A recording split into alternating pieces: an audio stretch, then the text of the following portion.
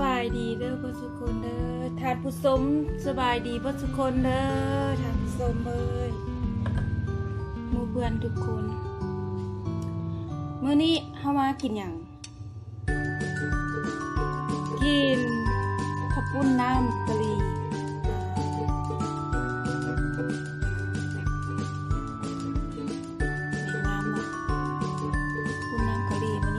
แซ่บมื้อนี้น่ะเฮ็ดเองกินเอง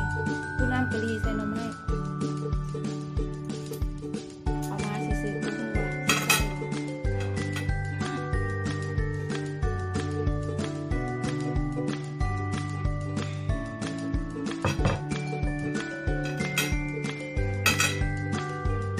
ตีนไก่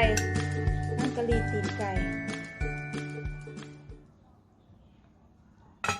ว้าเยอะๆ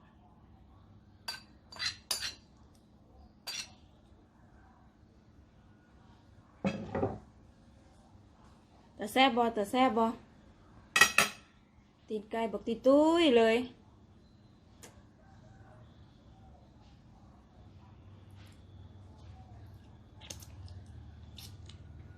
แซ่บถ่ายรูปก่อนรูปไปก่อน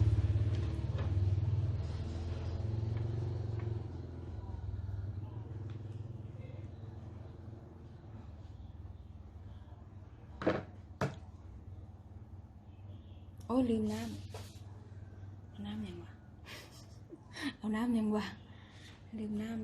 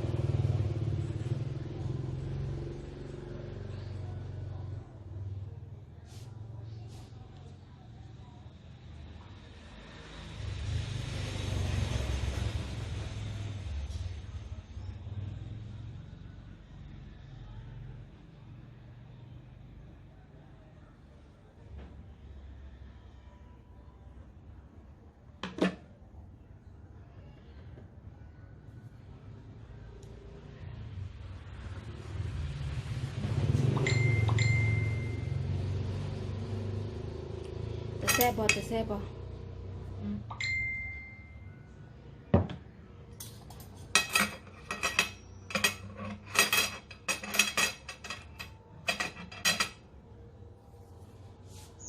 อ้าวลงมือแบบนี้ขี่กันขาอ่อนครับลืมแนะนำ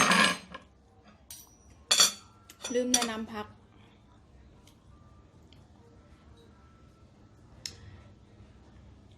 หมักมาละลืมหมักใส่ภาษาบ้านเฮากับหมักใส่มันเป็นกระตุดจังซี่กับเธอเอิ้นหมักใส่คีโนกว่าบ่ฮู้แต่ว่ามันหน่วยใหญ่หมักใส่คีโนกก็มันหน่วยน้อยกว่านี้เนาะแต่ว่าอันนี้มันเป็นกระตุดกระติดคือกันกับหมักใส่คีโนกคิดว่ามันก็สิอันเดียวกันแหละหมักทั่วหอมป้อมโหระพามาลงมือยั่วแหวนงาม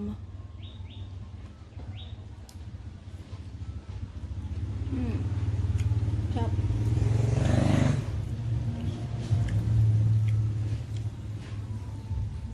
จุกเลย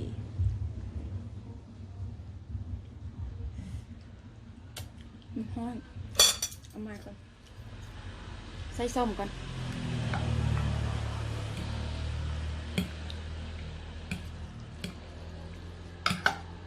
น้ำหน่อยเลยเอาน้ำใส่อีกก่อน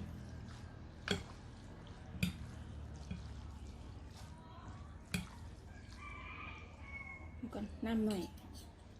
เอาน้ำมาใส่อีก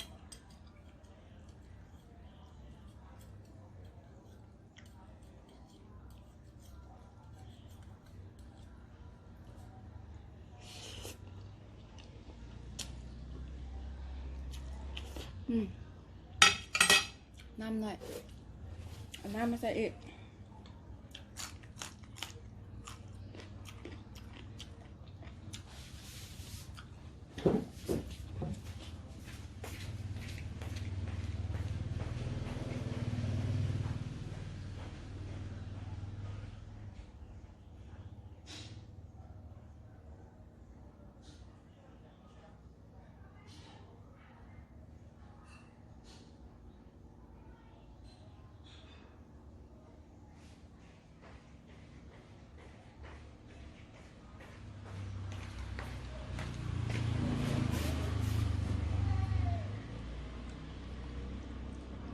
นี่บะนี่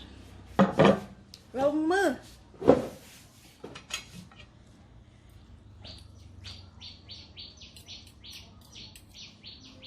เฮ็ดเองแซ่บแซ่บ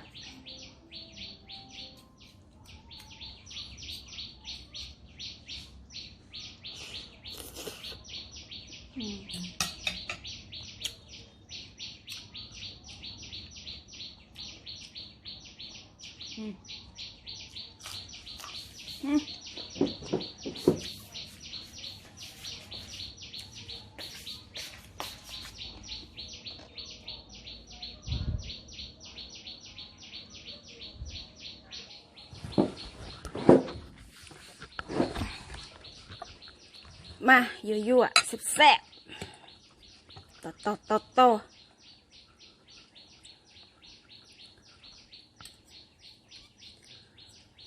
มันบดถนัดนะกินแบบผู้ดีนี่นะพี่ขอใส่มือซะดอก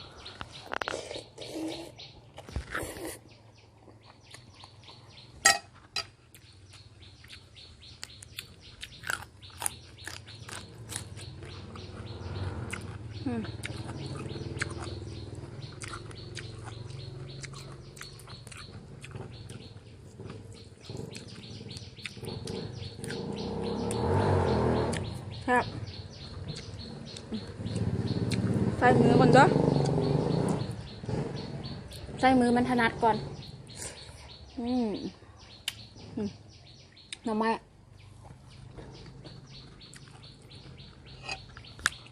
มาแท้เคยกินแต่กับกุ้งแช่น้ำปลาแล้วก็ปลาแซลมอนเนาะแต่ว่าโบเคยสิมากินจังสิลองเบิ่งว่าสิกินได้บ่ทำใจอยู่ ทำใจก่อนเอาอันนี้เข้าก่อนเขาว่ามันขมแห้งอันตัวนี้น่ะ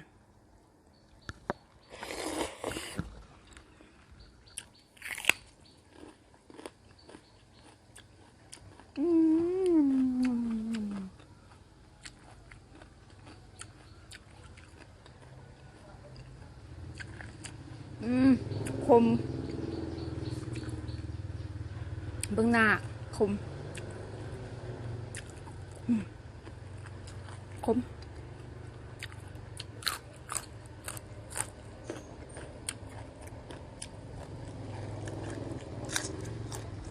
ขม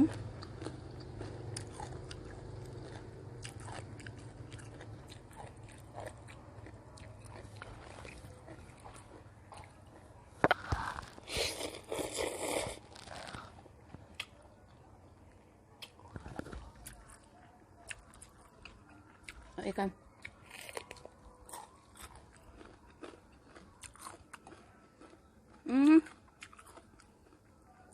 พูดแล้วเป็นอย่างมันค่อยขมเอาอันนี้มันออกไปเบิดต้องกวาดออกอีกขมน้ำมันนั่นแหละ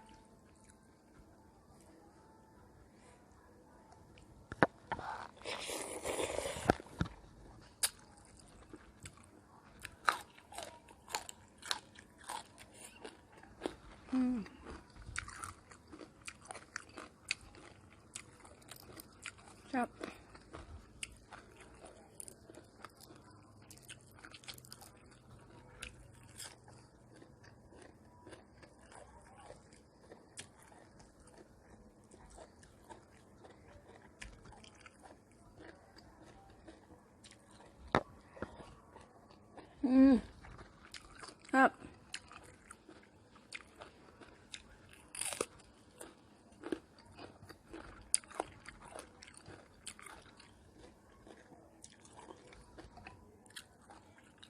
ข้าวเหนียวนี้ออกมันสิกรอบนี่เจ๊บอก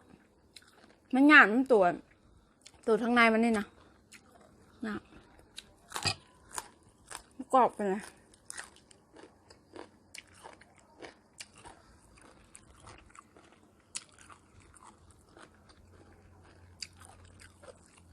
ครับ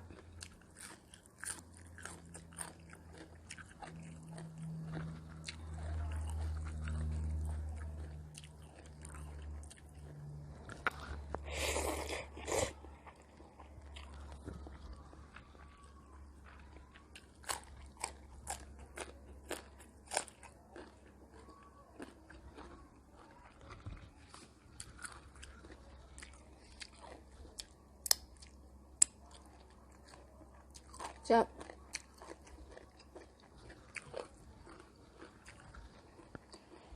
แห้งตีนไก่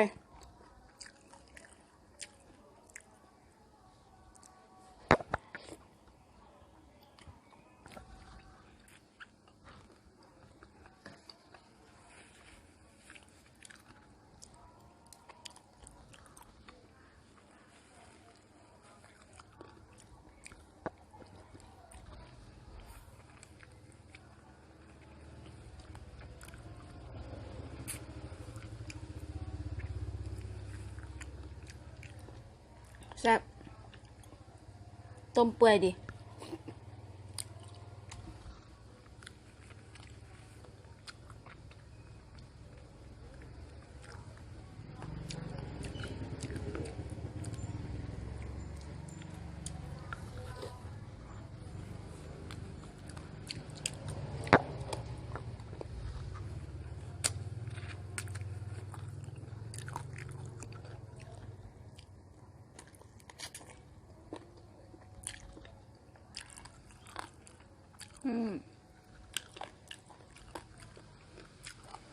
ครับ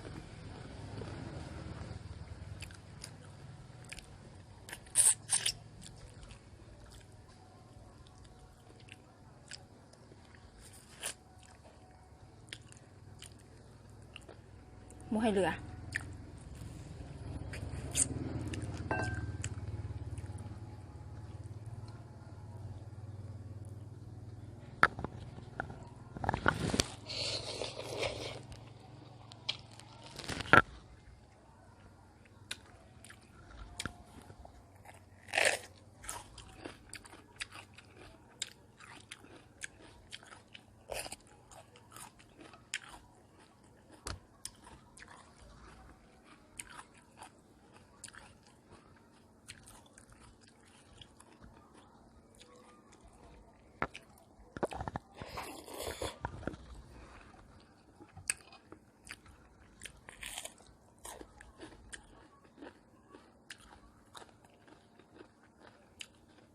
ไม่ละ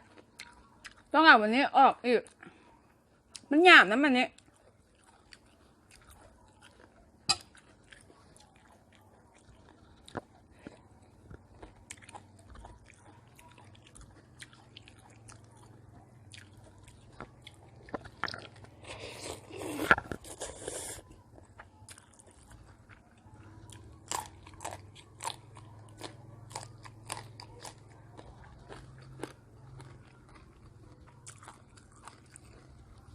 ครับเฮ็ดเองกินเองแซ่บเอง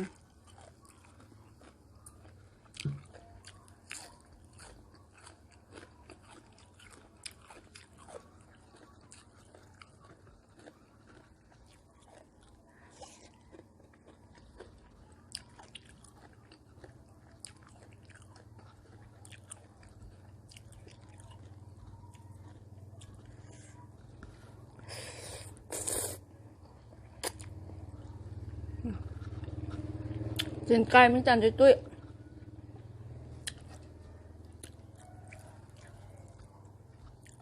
เลือด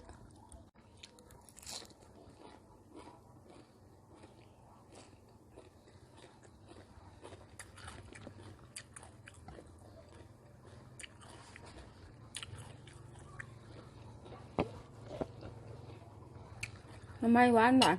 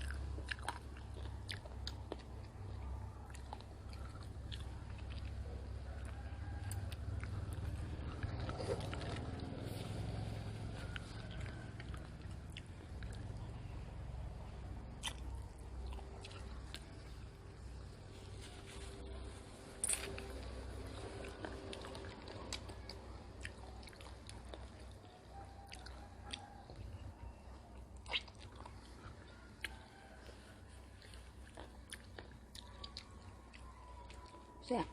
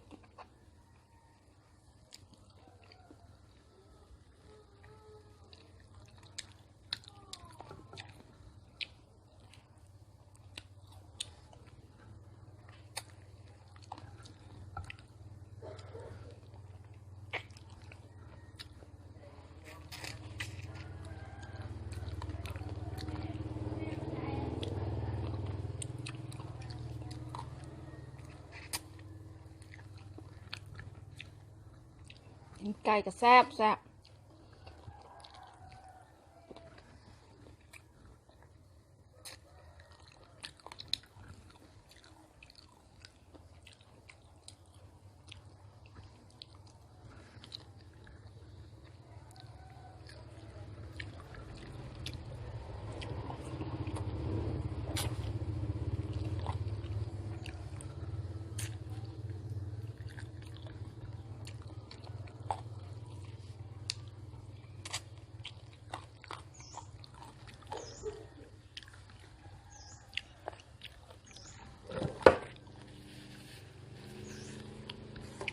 แซ่บมือยุบบ่ได้ละเส้นมันขาดละเบิดละ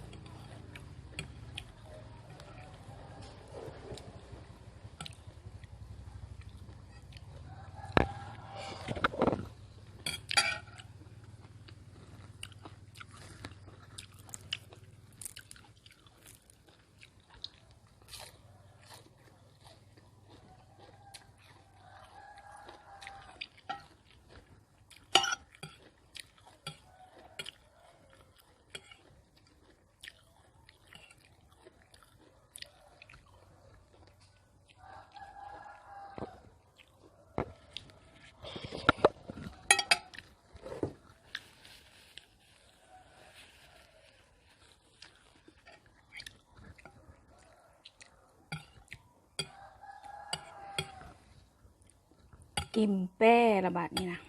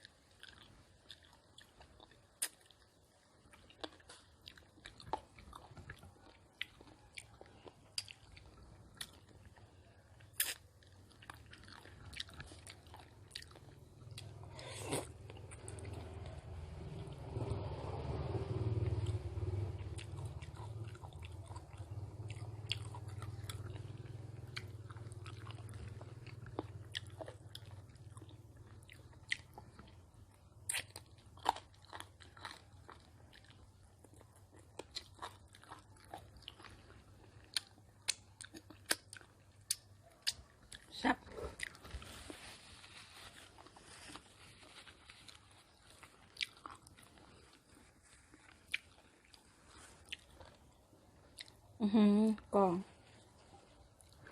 ขอขอบใจเด้อที่เข้ามาหับชมเด้อหับชมและหับฟังเกี่ยงโอ้ยังเหลือตีนหนึ่งตีนหนึ่งเอาไว้เป็นควรจาน